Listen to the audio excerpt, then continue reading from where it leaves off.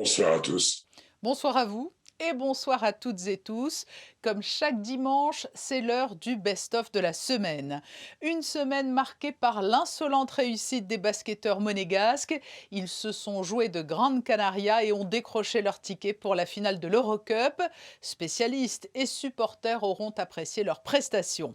La crise sanitaire a encore été au cœur de l'actualité. Nous avons dressé un bilan d'un an de Covid avec le président de l'Union des commerçants de Monaco et écouter les conseils de Joseph Cohen pour vivre cette crise avec philosophie.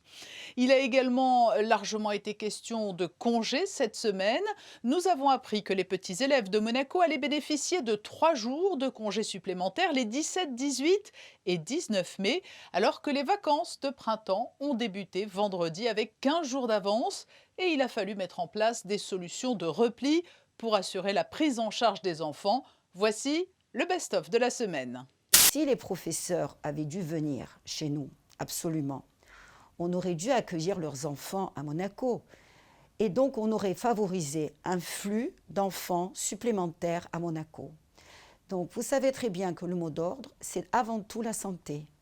De toute façon, malheureusement, beaucoup vont devoir renoncer à leurs vacances parce qu'on ne peut pas, vous le savez très bien, partir en voyage actuellement. On ne peut pas s'éloigner à plus de 10 km à la ronde, à moins d'avoir un motif impérieux.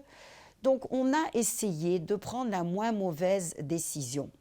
Le centre de loisirs à la Turbie, effectivement, est fermé parce que nous n'avons pas eu les autorisations françaises et nous n'avons pas pu garder le centre de loisirs ouvert. Mais immédiatement, nous avons anticipé la chose et toutes les activités que les enfants du centre de loisirs âgés de 3 à 12 ans auraient pu faire à la Turbie, ils vont pouvoir le faire à Monaco. Mais on va mettre les moyens, on ne va pas lésiner sur les moyens. On a déjà la possibilité d'accueillir 250 enfants au centre de loisirs. On a aussi le passeport culture pour les plus grands, de 11 ans à 25 ans. Donc là aussi, c'est les jeunes, les adolescents et les plus grands pourront aussi utiliser le passeport culture. Il faut être tolérant, il faut s'aider les uns les autres. Je crois que c'est une volonté générale, que ce soit du gouvernement, que ce soit du Conseil national. Le tout, c'est d'être constructif et qu'on essaie de trouver les meilleures solutions pour tout le monde.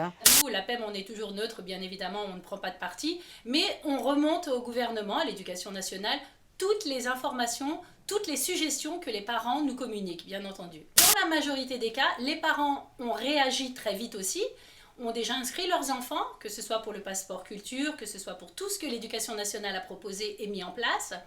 Et aussi, il y a un effet de solidarité. Les oncles, les tantes, les grands-parents, les amis sont aussi mis à partie et aident les parents qui le souhaitent. Enfin, j'ai vu qu'il y avait une grande solidarité entre les uns et les Le système autres. D a joué. Le système D, exactement. J'ai vécu pendant des mois là-bas, que ce soit à Bicêtre ou à l'Archédé de Nice. Et j'ai constaté beaucoup de choses qui manquent dans les hôpitaux. On a de très bons hôpitaux, c'est des hôpitaux publics, les meilleurs chercheurs du monde. Mais malheureusement, ça ne suit pas à côté. Alors j'ai décidé avec des amis de monter cette association pour venir en aide pour l'amélioration des quotidiens des enfants malades, des soignants, des médecins, pour soutenir la recherche, pour sensibiliser du don d'organes, parce que toutes ces maladies rares, que ce soit le foie, le cancer, tous, ils ont besoin de don d'organes, que ce soit don du sang ou de don d'organes, et soutenir les parents financièrement et moralement. Cette épidémie aura des effets, et je le crains, dévastateurs pour beaucoup de nos concitoyens, mais en même temps, je trouve aussi que la philosophie doit pouvoir nous fournir ce que j'appellerais des lignes de fuite qui nous permettront de redéfinir notre subjectivité à l'aune d'une responsabilité entièrement renouvelée. Il se trouve que nous sommes confrontés à une nécessité et même un désir, je dirais, de changer, de transformer à la fois notre quotidien, mais aussi notre socialité pour préserver l'avenir de nos enfants, de nos anciens, mais aussi préserver notre propre avenir. Heureusement que le gouvernement nous a écoutés et on est capable de respecter les règles sanitaires dans tous les commerces. L'État est capable de le faire respecter aussi, ces règles sanitaires. Et ça nous a permis de rester ouverts, ça nous a sauvés au mois de novembre et ça nous sauve aujourd'hui.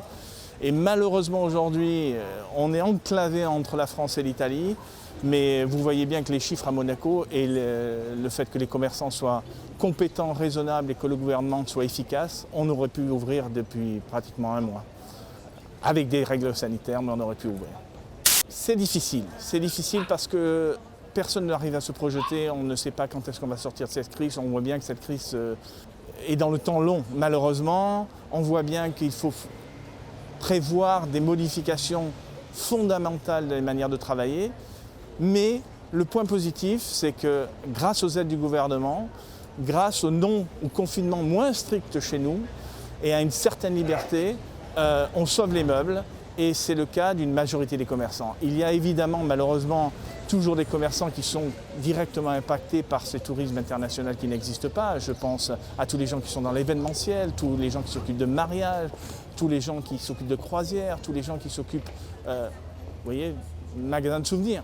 C'est dramatique pour ces gens-là et il faut vraiment avoir des visions à long terme pour les aider parce que la crise ne passera pas pour eux ni cet été ni à la fin de l'année.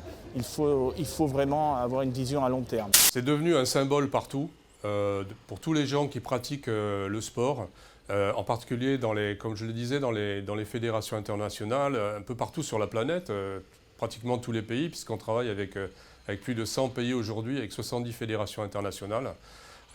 Et donc cette année, c'est encore plus important, je pense, de montrer que même si on ne peut pas se déplacer beaucoup avec le Covid, on peut continuer à pratiquer le sport d'une certaine façon et on peut préparer le moment où finalement on pourra de nouveau être ensemble, mais être ensemble pour vivre ensemble de la meilleure façon possible, parce qu'on comprend la différence, parce qu'on respecte les différences, qu'elles soient culturelles, politiques, ethniques ou sociales ou religieuses. Vous voyez Lionel Messi jouer en ce moment, vous verrez qu'il se porte bien, mais Didier Drogba se porte des ambassadeurs, Didier très bien Drogba aussi, et toutes les autres stars comme Sia Colissi, Marlène Arnois qui est très active ici, Pierre Frolla qui est la star locale, je dirais, à Monaco. Tous ces gens-là sont actifs et ils portent tous haut les couleurs de Peace and Sport et en particulier la couleur blanche.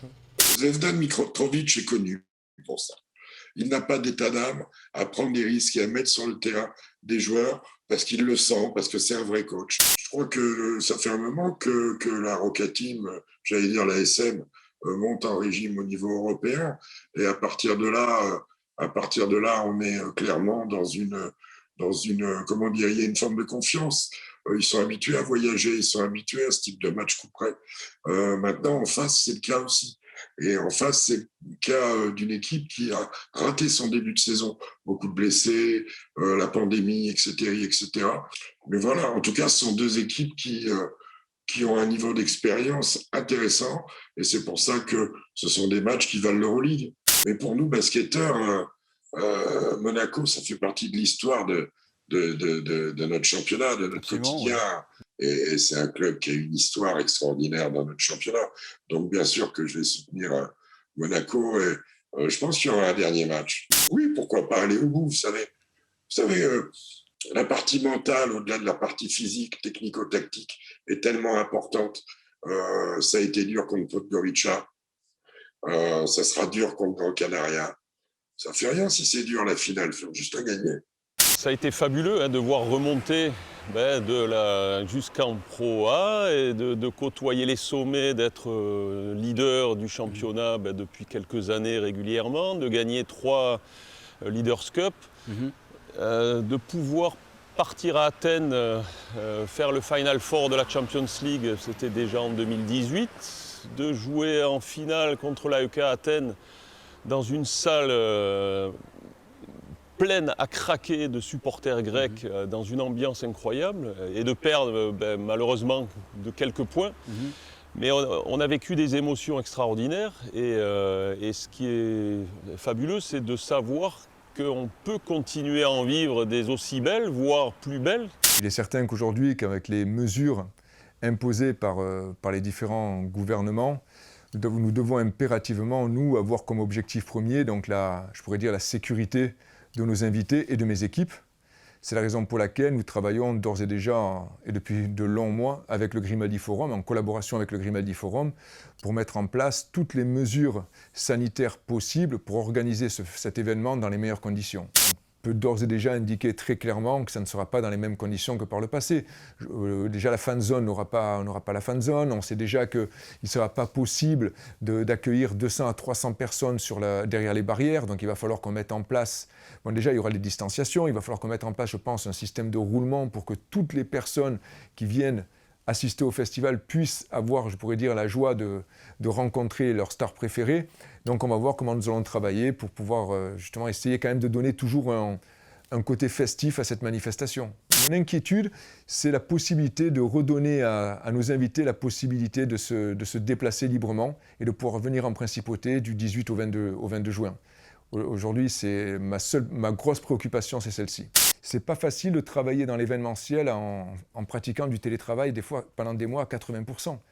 Alors chaque fois qu'on essaie de revenir à une présence de 2 ou 3 jours par semaine, il y avait des mesures importantes qui étaient mises en application dans le pays voisin, donc on repassait à un jour de présence au bureau. Rien que ça, c'est pas évident, parce que le jour où vous allez passer au bureau, c'est un jour de réunion. Vous n'avez même pas le temps d'avancer clairement sur les dossiers. Et je parle pour tous les événements de Monaco Mediax. Donc je dis, ce n'est pas une remise en question, la crise du Covid nous a obligés à nous réinventer. Qui dit best-of de la semaine dit best-of des réseaux sociaux. De l'art, de l'amour avec un grand A, avec nos petits amis à 4 pattes, des prouesses sportives aussi. Voici ce que l'équipe des réseaux de Monaco Info a repéré pour vous.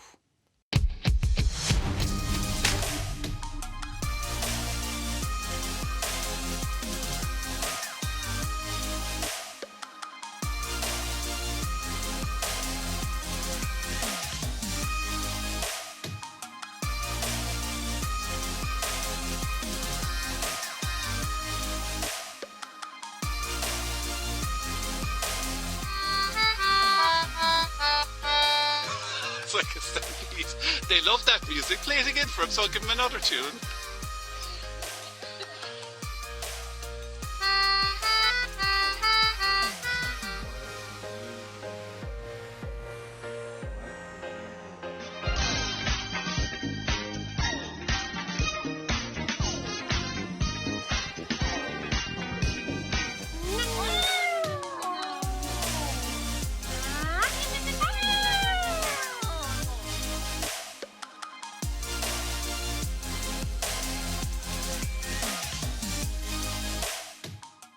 Une technique qui ajoute certainement une saveur supplémentaire. C'est ainsi que se referme le best-of de la semaine.